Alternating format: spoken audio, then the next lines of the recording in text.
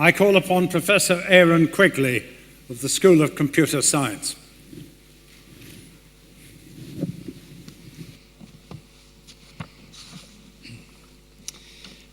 Chancellor, honoured guests, colleagues, ladies and gentlemen. Firstly, I would like to offer my heartfelt congratulations to all of our new graduates. We all join you in celebrating your accomplishments and for graduating from the University of St Andrews today. You join a distinguished alumni who over the past 6 centuries have taken what they learned here to help change the world.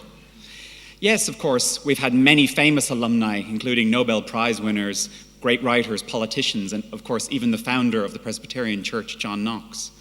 However, we also count amongst our alumni many teachers, mathematicians, medics, and members of the armed forces who have each had an important impact on our world, as I hope will you.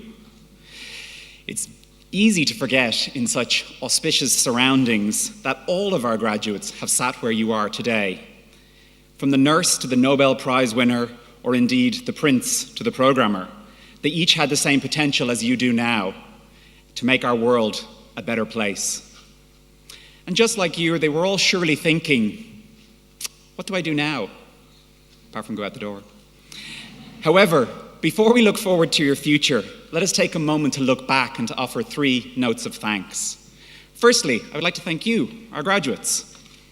On behalf of all my colleagues, I thank you for coming to your early morning lectures, for being prepared for your tutorials, for submitting your assignments on time, and for studying diligently for your exams. Yes, I know.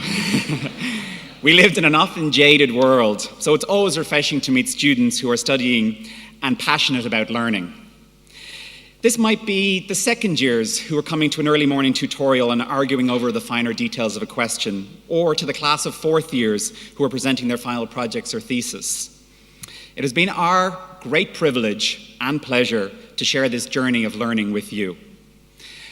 One of my colleagues in Australia once described the job of academics as both coach and umpire.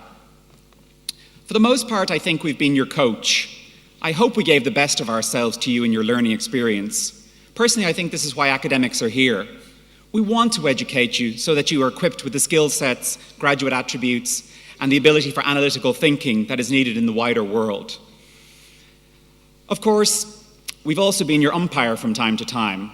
But I hope you agree that maintaining high standards is a hallmark of this university.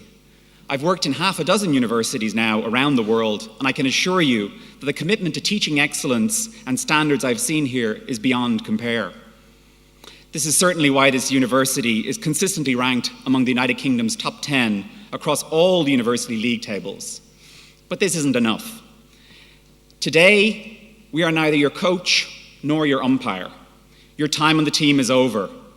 You're finished this stage in your journey. Be proud of what you have achieved.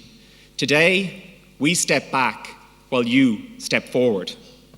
Second, and on your behalf, I hope you don't mind, I'd like to thank all the staff of the University of St Andrews and the people of this fine town. They are very proud of you, and justifiably so. Last year, I attended the golf graduation, and I sat in the back of the balcony up there. And beside me sat 2 retired teachers from Dundee who live in town, and these ladies told me they often come to graduations here, as do many of their friends. Perhaps they're here today, and indeed they are. I can see them now. Which is good.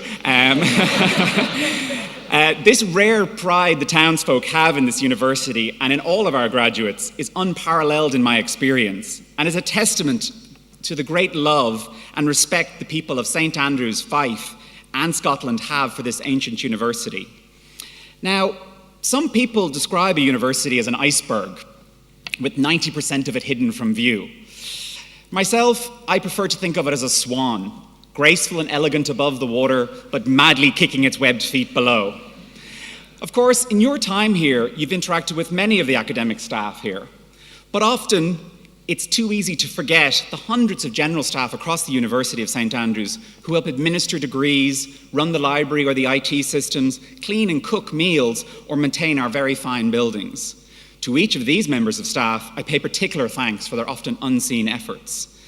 Now, at the risk of laboring the metaphor, then if the university is a swan, she is best thought of in flight, majestic, soaring, with all her parts equally important to help keep her balanced and aloft, not just sailing down the river.